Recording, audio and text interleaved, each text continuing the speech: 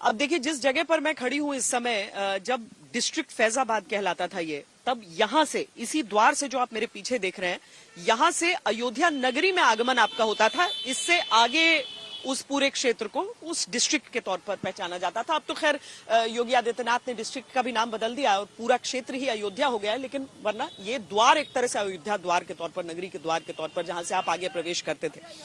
लेकिन अब तो इस नगरी को अपना एयरपोर्ट भी यहां पर मिल रहा है। एयरपोर्ट के नाम को लेकर अभी थोड़ा सस्पेंस है कि क्या नाम होगा, लेकिन वहां कैसा निर्माण हुआ है, जानकारी दे रहे हैं मेरे सहयोगी कुमार अभिषेक। अयोध्या के एयरपोर्ट के उद्घाटन के पहले ही अयोध्या के airport Shri Ram international airport का नाम बदल जाएगा। हम इस एयरपोर्ट से बाहर निकलने वाली जो सड़क है उसके बाहर मौजूद हैं और ये जो नाम अभी भी लिखा है वो है श्री राम अंतर्राष्ट्रीय हवाई अड्डा, श्री राम इंटरनेशनल एयरपोर्ट। लेकिन जो जानकारी मिल रही है उसके मुताबिक इसका नया नाम महर्षि वाल्मीकि इंटरनेशनल एयरपोर्ट होने जा रहा है।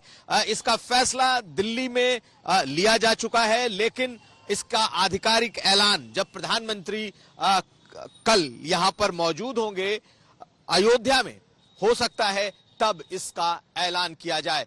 ये एयरपोर्ट के बाहर की एक तस्वीर है जो कि जगह जगह स्वागत के लिए ऐसी तस्वीरें लगी हुई हैं, ये हम आपको दिखा रहे हैं। लेकिन सिर्फ आध्यात्म नहीं, सिर्फ धर्म नहीं, धर्म के साथ सियासत कितना अहम होता है वो इस फैसले से दिखाई देता है।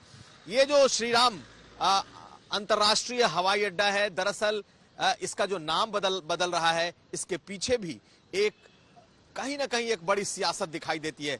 हालांकि भगवान राम की ये भूमि है, लेकिन भगवान राम को वाल्मीकि से अलग नहीं किया जा सकता और वाल्मीकि माना जाता है कि दलित बिरादरी से थे। तो ऐसे में बीजेपी ने कहीं ना कहीं सियासत को भी साधने की कोशिश की है कि भगवान राम के साथ साथ, यानी कि इस सियासत में सबका पुट हो, हर किसी की भागीदारी हो। और यही वजह है कि श्री राम के नाम जैसा एयरपोर्ट अब उसके नाम को बदल दिया जाएगा।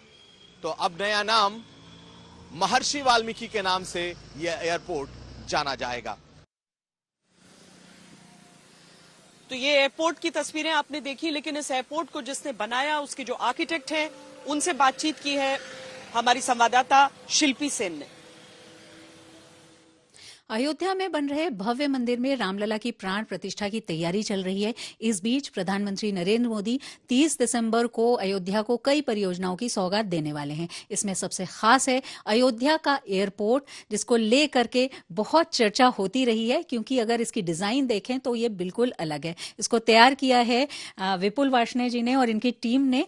2 साल की मेहनत के बाद ये तैयार हुआ है। तो विपुल जी, कैसा ये है, किस तरह से आप इसको देखती हैं, क्योंकि इसको देखते ही कहा जा रहा है कि श्री राम के जीवन चरित्र की एक झलक मिलेगी।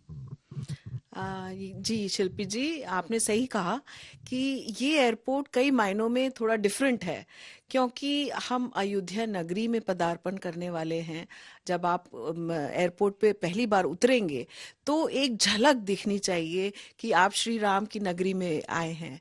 तो वो श्री राम के जितने भी उनके कैरेक्टर से, जितने उनके सेलिएंट फीचर्स हैं, वो हमने उभारने की कोशिश की है। जैसे कि जो बिल्डिंग है, जो एयरपोर्ट की टर्मिनल बिल्डिंग है, वो भी हमारी नागर शैली में है, जो कि उत्तरी भारत की एक शिल्प शैली है। तो और इंस्पायर भी, जो प्रेरणा मिली है हमें, वो भी श्री राम मंदिर से हमने ली है। और उसके शिखर उसी तरह से बड़े से छोटे होते चले गए हैं। टोटल 7 शिखर हैं, एक बड़ा है जो बीच में आएगा और फिर 3 आगे 3 पीछे।